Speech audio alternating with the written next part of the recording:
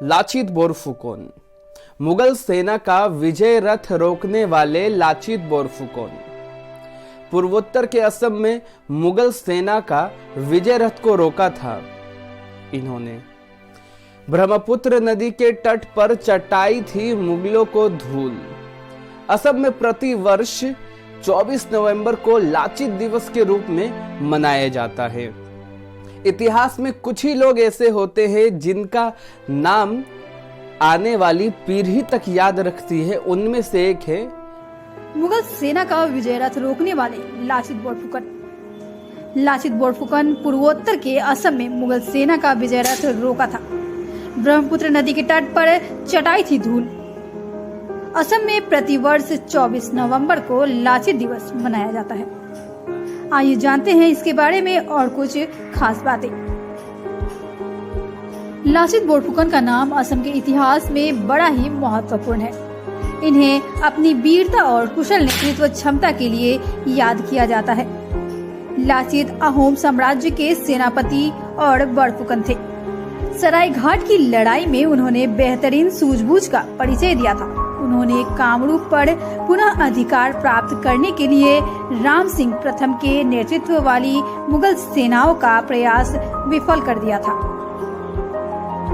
लाचित बोरफुकन मोमाई तामुली बोरबोरुआ के पुत्र थे, जो कि प्रताप सिंह के शासनकाल में पहले बोरबोरुआ थे। लाचित बोरफुकन ने मानविकी शास्त्र और सैनिक कौशल की शिक्षा प्राप्त की थी। उन्हें अहोम स्वर्गदेव के ध्वजवाहक का पद सौंपा गया था, जो कि किसी महत्वाकांक्षी कूटनीतिज्ञ या राजनेता के लिए पहला महत्वपूर्ण कदम माना जाता था। बोरफुकन के रूप में अपनी नियुक्ति से पूर्व लाचित अहोम राजा चक्रध्वज सिंह की शाही घुड़साल के अधीक्षक रणनीतिक रूप से महत्वपूर्ण सिमुलगढ़ किले के प्रमुख और शाही घुड़सवार रक्षक दल के अधीक्षक के पदों पर आसीन थे। राजा चक्रध्वज ने गुवाहाटी के शासक मुगलों के विरुद्ध अभियान में सेना का नेतृत्व करने के लिए लाचित बोरफुकन का चयन किया। राजा ने उपहार स्वरूप लाचित को सोने की मूठ वाली एक तलवार और विशिष्टता के प्रतीक पारंपरिक वस्त्र प्रदान किए थे।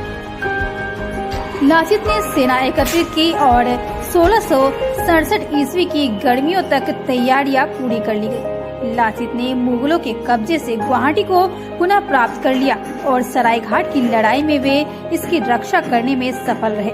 सरायघाट की विजय में लगभग 1 वर्ष बाद प्राकृतिक कारणों से लाचित बोरफुकन की मृत्यु हो गई। उनका मृत शरीर जोरहाट से 16 किलोमीटर दूर हुलुंगपाड़ा में स्वर्गदेव उदयादित्य सिंह द्वारा सन 1672 में निर्मित लाचित स्मारक में विश्राम कर रहा है। लाचित बोरफुकन का कोई चित्र उपलब्ध नहीं है, लेकिन एक पुराना इतिवृत्त उनका वर्णन इस प्रकार करता है। उनका मुख चौड़ा है और पूर्णिमा के चंद्रमा की तरह दिखाई देता है। कोई भी उनके चेहरे की ओर आंख उठाकर नहीं देख सकता। लाचित बोरफुकन के पराक्रम और सरायघाट की लड़ाई में असमिया सेना की विजय का स्मरण करने के लिए संपूर्ण असम में प्रतिवर्ष 24 नवंबर को लाचित दिवस मनाया जाता है।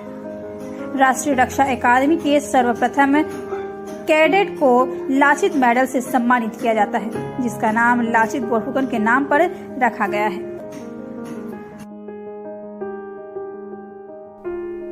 वीर की गाथा सदियों तक चली आ रही है और ऐसे ही चलती जाएगी।